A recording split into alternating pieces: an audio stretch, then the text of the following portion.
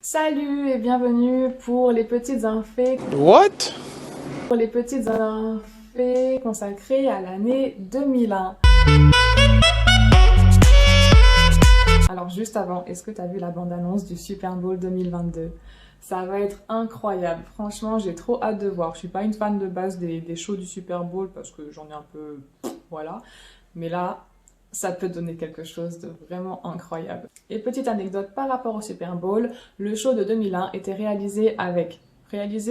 performé par Britney Spears, NSYNC, le groupe de Justin Timberlake, Mary J. Blige, je sais pas si je prononce bien, c'est une catastrophe, Aerosmith et Nelly. Donc l'année 2001, ça a été surtout marqué par les attentats du 11 septembre, mais je n'en parlerai pas dans cette vidéo, tout simplement parce que je pense qu'il y a des tonnes et des tonnes de vidéos, de reportages, de documentaires, de témoignages, tout ce que tu veux, qui en parlent.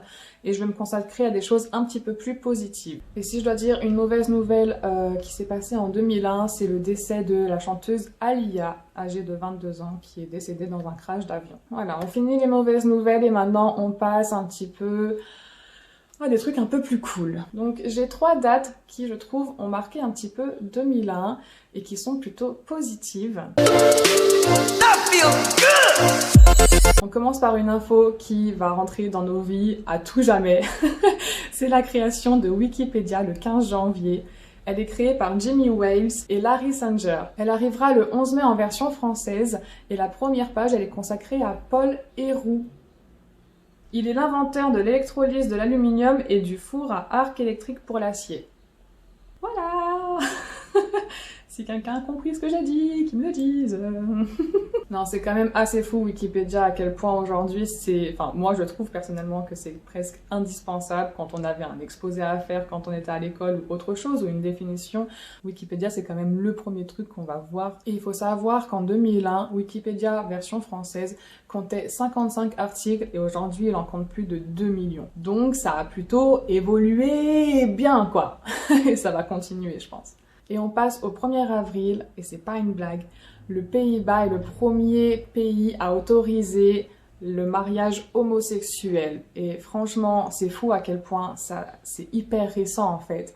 Et quand tu regardes, aujourd'hui, il y a uniquement 29 pays qui autorisent le mariage homosexuel, ce qui fait à peu près 1 milliard d'habitants, un peu plus d'1 milliard d'habitants, et ce qui fait en pourcentage 15% de la population, ce qui est au final très très peu. Et le 10 mai, c'est la vote de la loi Taubira qui reconnaît l'esclavage comme crime contre l'humanité. Donc la loi, vraiment, comme elle l'indique, elle consiste à reconnaître la traite, donc la vente de personnes humaines, mais qu'est-ce que je dis? La vente d'êtres humains, pardon, et l'esclavage, donc l'esclavage, c'est avoir une priorité sur un individu, dit les esclaves, comme crime contre l'humanité. Et c'est aussi à partir de ce moment-là où ça intégrera les programmes scolaires et qu'on en parlera à l'école. Alors au niveau de la technologie, c'est le Matsushita P2101V qui sort. Quel genre de nom de téléphone, s'il vous plaît? Et en fait, c'est tout simplement le premier téléphone 3G. Et pour le faire vendre, le téléphone a un écran couleur et un capteur vidéo. Enfin, un capteur vidéo. Ils le disent comme ça, donc je pense que c'est une vidéo, mais version pixelisée x 10 000. Parce qu'à l'époque, la vidéophonie, ça semblait vraiment le futur. Sauf qu'il y aura des gros problèmes d'autonomie. Mais ça, j'ai envie de te dire, on connaît depuis toujours, à part le 3310 après, j'ai envie de te dire, qui a fait mieux niveau autonomie. Et il y a le Ericsson T3M qui sort également et qui est le premier téléphone Bluetooth. Et il était à clapet. On s'en fout un peu, mais voilà. Toujours dans la technologie également, le 23 octobre, Apple sort son tout premier iPod. C'est la révolution qui entraînera ensuite des iPods, enfin pour écouter de la musique en fait, beaucoup mieux adapté pour marcher sans le CD, donc beaucoup mieux tout simplement. Et il y a également Windows XP qui fait son apparition et révolutionne un petit peu le monde informatique, car c'est beaucoup plus agréable à naviguer avec, surtout pour toutes les familles en fait. Les jeux sont beaucoup mieux accessibles. Je sais pas comment expliquer ça parce que je me suis renseignée, mais en gros, je crois que je vais juste mettre une vidéo de démonstration entre Windows 2000 et Windows XP. Windows XP, c'est quand même quelque chose qu'on a vraiment, je pense, le plus connu, le plus agréable à naviguer, même si aujourd'hui, voilà, ça a quand même énormément évolué, mais pour l'époque, c'était quand même trop bien au niveau de l'avancement technologique, tout simplement.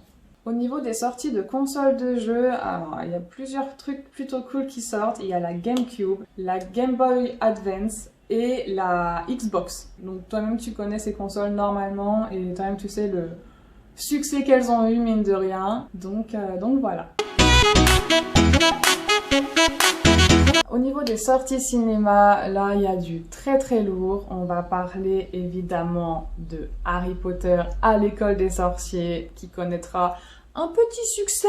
Non, c'est faux.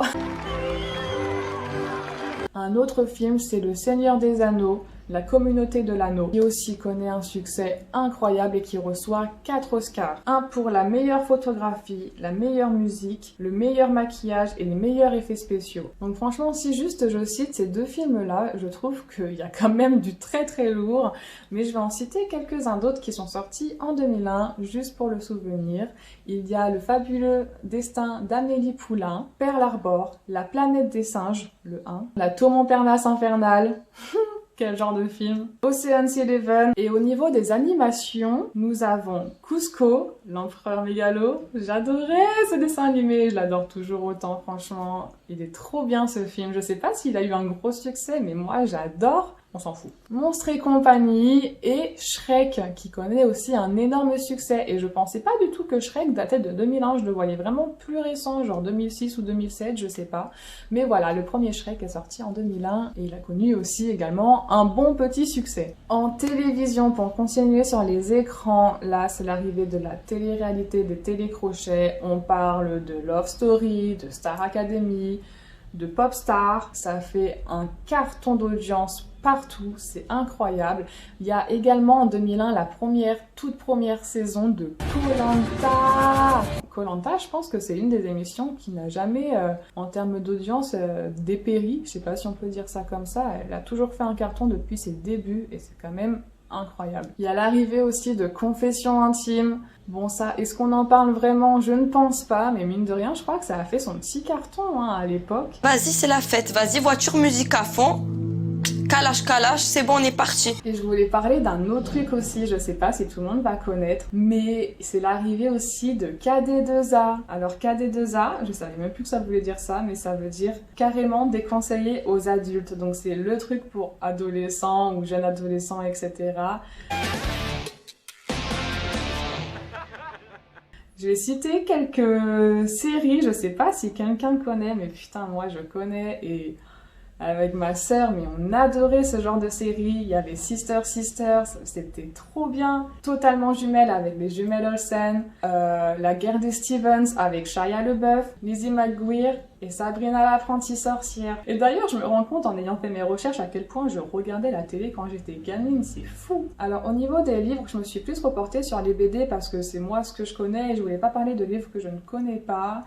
Au niveau des BD, il y a plutôt des gros cartons, dont le plus gros carton en 2001, c'est Astérix et la Traviata.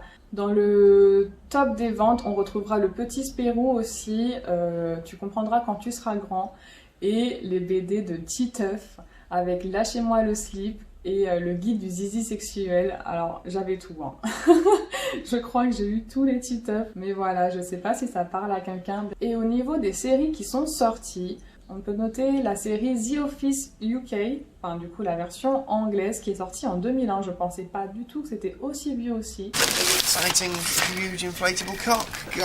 You can sit on that if you like. That's not just for me, mate. That's from Dawn as well. God. On peut voir aussi la série Smallville qui apparaît. Enfin, Smallville aussi, c'était quelque chose, non?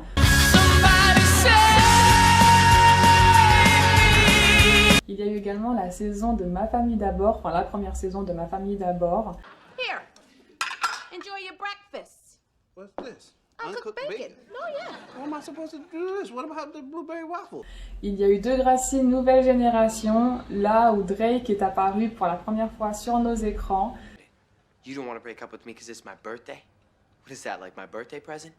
Jimmy. Enfin voilà, c'est vraiment des séries qui me parlent énormément. Et au niveau des animations, forcément il y avait la série Titeuf. C'est pas juste. Les Totally Spice aussi sont apparus en 2001 pour la première fois.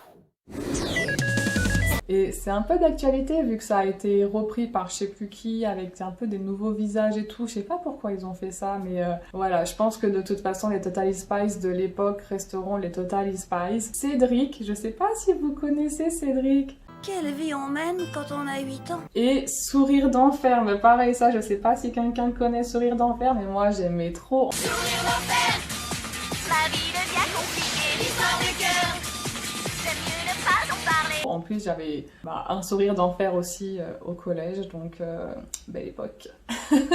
Mais voilà, ça me rappelle trop des souvenirs. Peut-être que la vidéo elle fait kiffer que moi là, je sais pas. Hein. Ah ouais, une petite info aussi en 2001 au niveau des jouets. Alors au niveau des jouets, j'ai voulu trouver un petit peu ce qui était sorti et j'ai trop galéré. J'ai juste trouvé que c'était le début des Bratz. Et pareil, du coup, je suis une fille. Bon, ça veut pas dire qu'on est une fille qu'on joue au Bratz automatiquement, mais moi j'adorais ça, avec les pieds qu'on pouvait enlever et remettre avec des plateformes comme ça. Et c'était trop bien, quoi. Tu changeais de pied, bon, bref. Allez, on continue.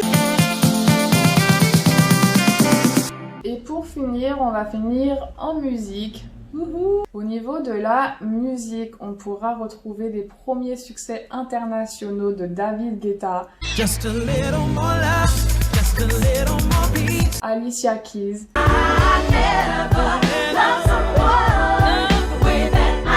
et Gorillaz. I'm feeling glad I got sunshine. Il y a aussi Britney Spears qui est donc à l'époque au top de sa carrière, qui va faire scandale avec son clip I'm a Slave for You. Et elle performera le titre au MTV Music Awards en dansant avec son serpent. Je pense que tout le monde connaît aussi ce passage.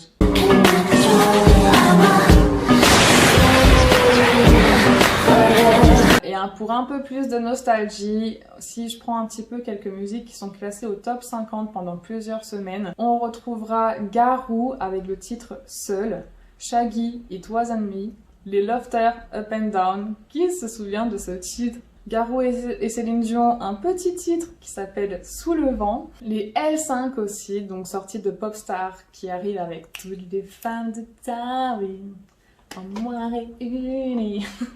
Et la Star Academy avec le titre La musique.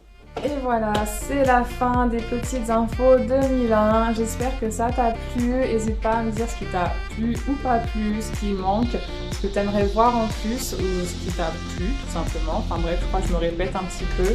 Mais voilà, je te souhaite voilà, une vie plutôt agréable et puis à la prochaine pour l'année 2022 du coup. Ciao!